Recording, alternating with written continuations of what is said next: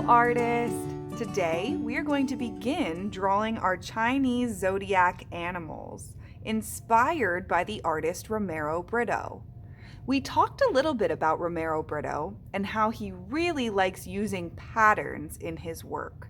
So, we are going to draw our own Chinese zodiac animals, and then we are going to add patterns to it like the artist Romero Britto.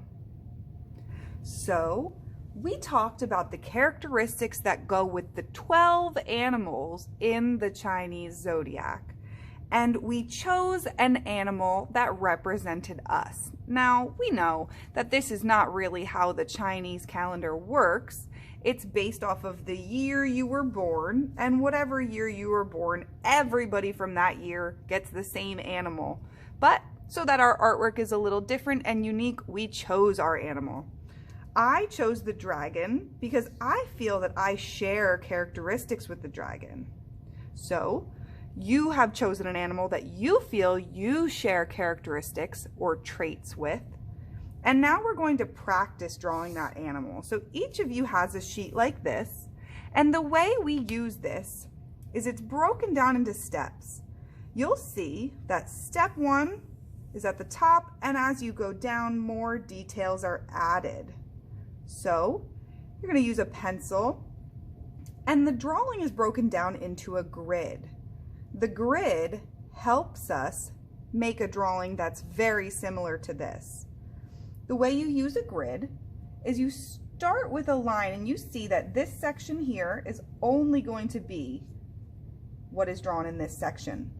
So the dragon's head starts here, comes down, and it's okay if it doesn't end up looking exactly like what is in the example, because it's your drawing and it's gonna look unique. So I see that this line crosses my grid here, and I'm doing the same thing, crossing the grid, coming down, and just trying very hard to get everything to line up the same. So this curve comes a little bit into the bottom right box, and so does mine, and then it comes up.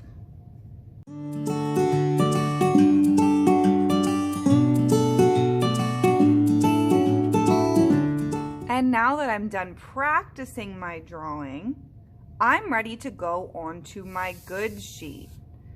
You're going to draw the same thing, but without the grid this time.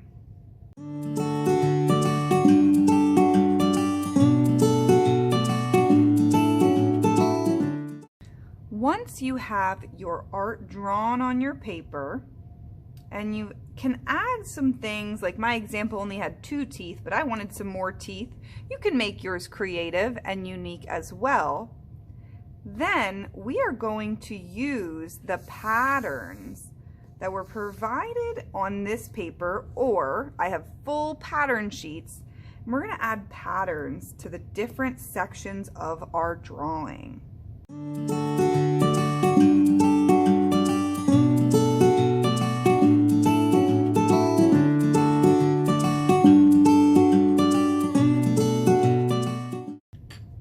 And once you are all done adding your patterns, you can go ahead and take a Sharpie and trace everything on your paper.